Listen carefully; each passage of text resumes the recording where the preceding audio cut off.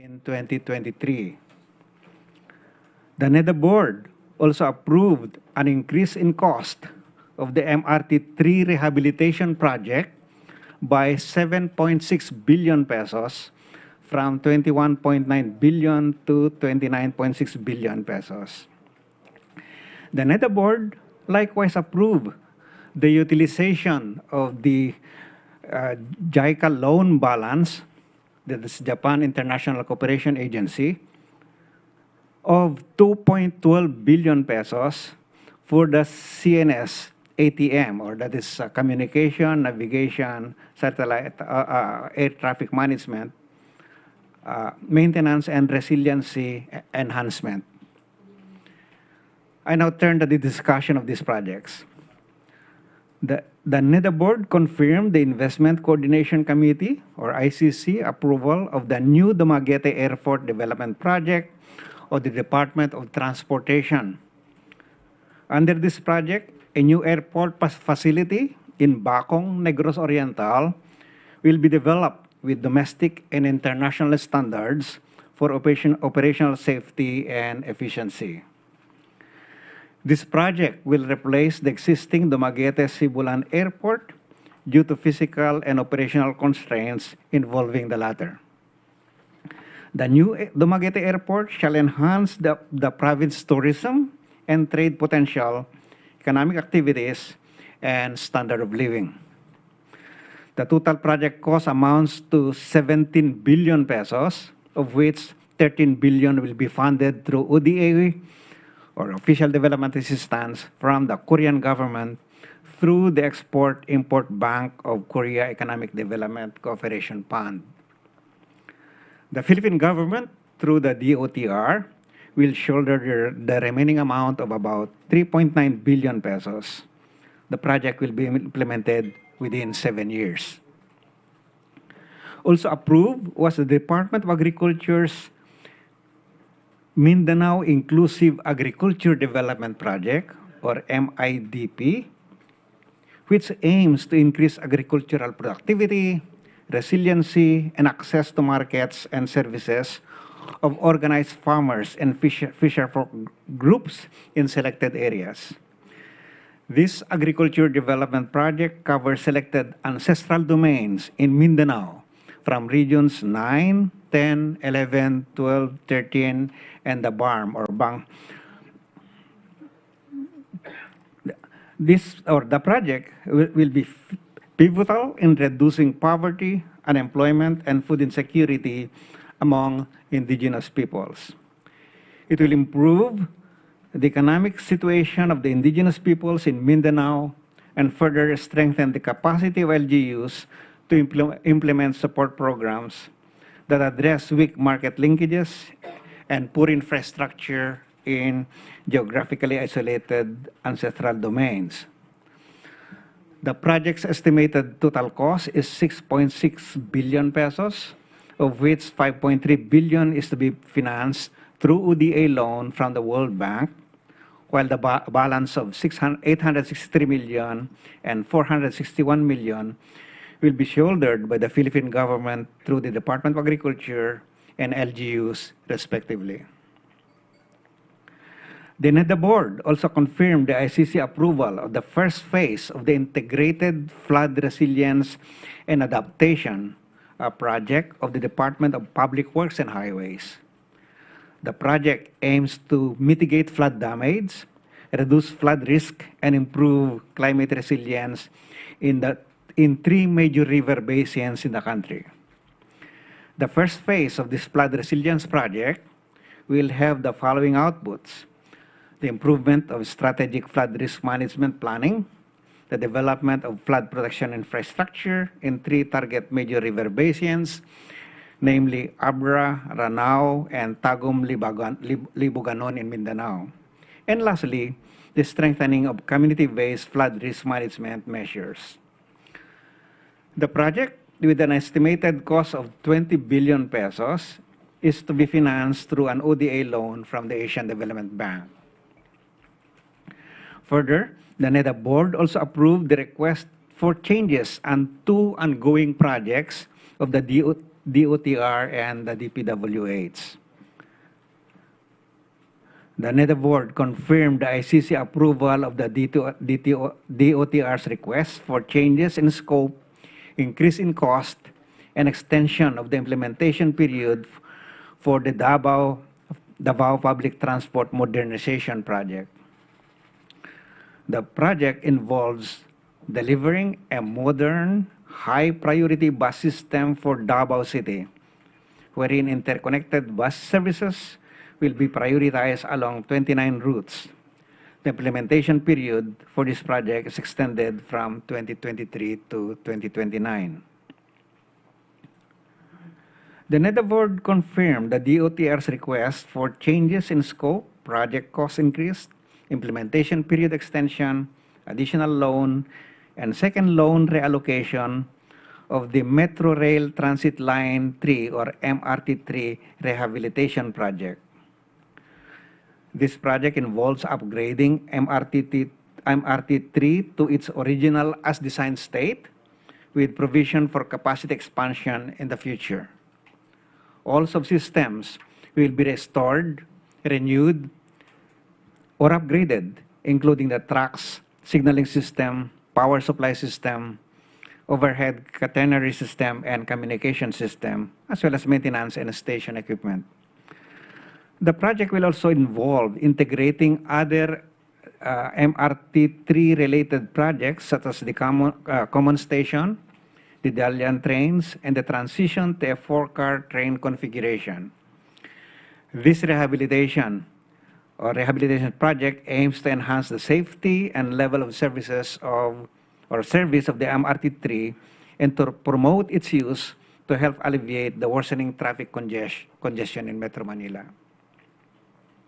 Lastly, the NEDA board approved the expansion of the scope of the 24 November 2022 NEDA board approval to include the utilization of the 2.12 billion JICA loan or loan balance for the communications, navigations, surveillance, air traffic management system, maintenance and resilience enhancement, with the following components: maintenance contracts, ultimate fallback system, and the feasibility study for the independent backup system.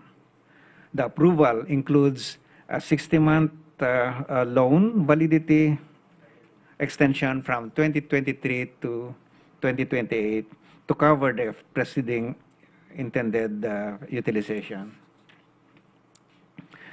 This approval shall enable the upgrade of our air transport facilities and improve passenger experience by enhancing the safety, reliability, and efficiency of our air traffic service in Philippine airspace following international standards.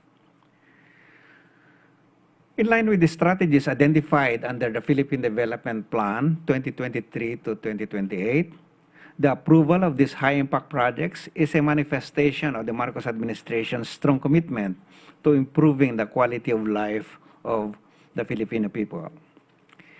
In the next 6 years, we can look forward to seeing more of our agencies and sectors working hand in hand toward creating a prosperous, inclusive, and resilient society. Thank you, and a pleasant day to all. Thank you, Secretary Balisacan. Are there any questions from the floor? Okay, Eden Santos of Net 25. Secretary. Good morning po, Secretary Balisacan. Kayo na po nabanggit ninyo, nasabi nyo na wala pong privatization sa 7 proyektong ito. Paano po natin ito matitiyak sa ating mga mamamayan? At paano po natin masisiguro na walang mangyayaring pass-on itong mga loans na ito sa ating mga kababayan kapag po in-avail na nila yung mga serbisyo nitong mga proyekto na to? This is a build, transfer, operate project, no? At so doon mismo, the private sector or private partner will build the facility. They will design, they will engineer, and construct the facility, then transfer it to the UPPGH, no? Then the private sector will operate the facility. The design is strict of the project involves a delineation of what is the ward or basic cancer facility, and the private that is for the private pay, for pay facility. So tig 150 beds yon, no? And the level of service will be the same for both cases. The only difference there is because the same doctors are attending to both types of patients, no? The advantage doon kasi is instead na yung mga doctors natin ay umaalis sa hospital para lang makapag-private practice, para makapag-earn ng enough dahil government salary, you know it, right? They don't have to leave the area, no? So they can practice and they can serve our people. So it's the ward. It's really for that part of the facility is for the low-income groups. Sir, FYI lang po, no, I'm a cancer patient survivor. At talaga pong napakamahal po ng magpagamot sa anumang klase ng cancer.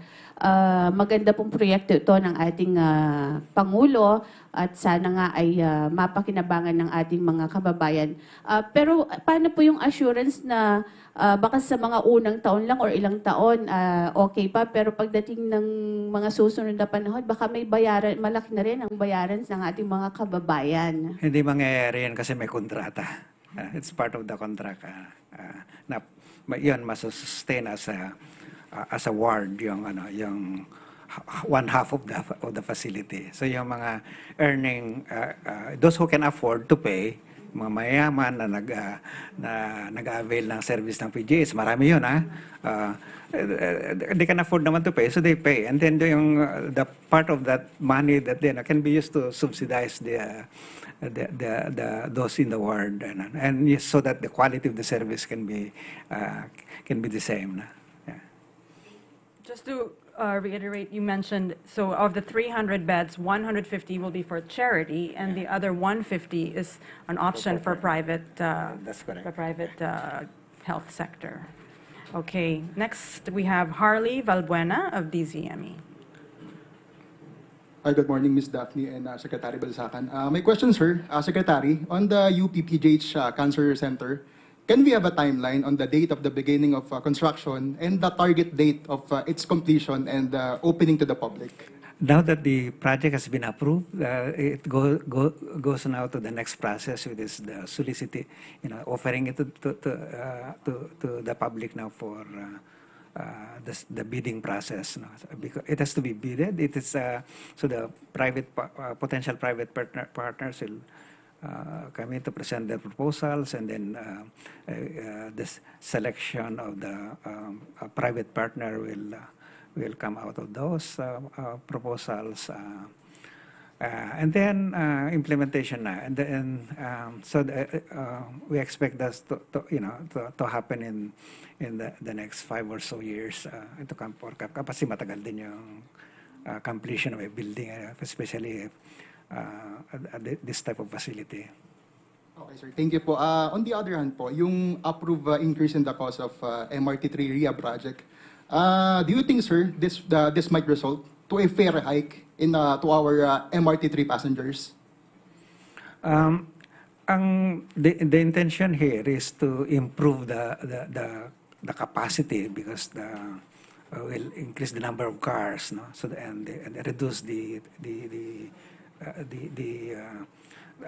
interval time, no? And make the whole system safe, and provide passengers good experience. Now,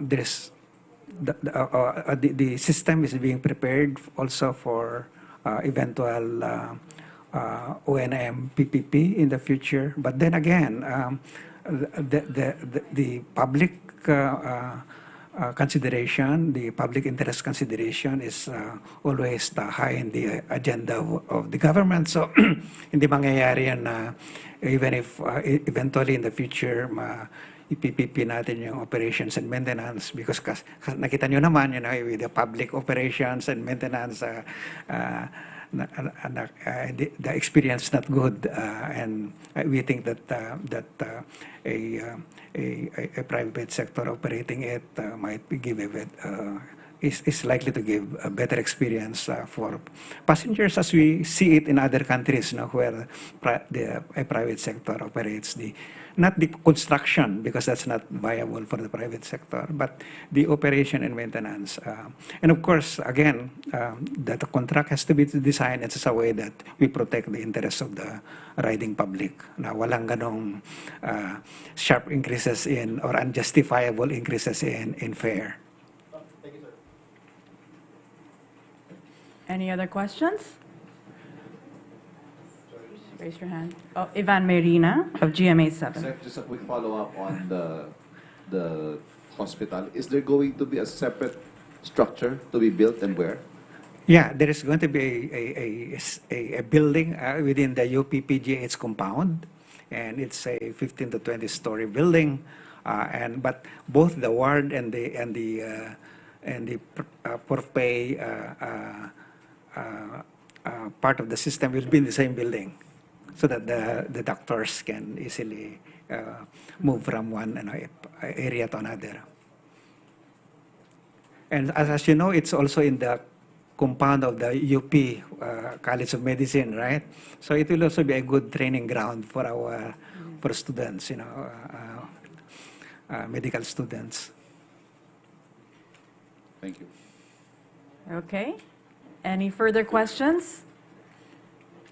If there are none, I think we can close this press briefing. Thank you very much, Malacanang Press Corps, and thank you so much, Secretary Balisacan. Have a good weekend, everyone. Thank you, everyone. Okay, thank you. Yes.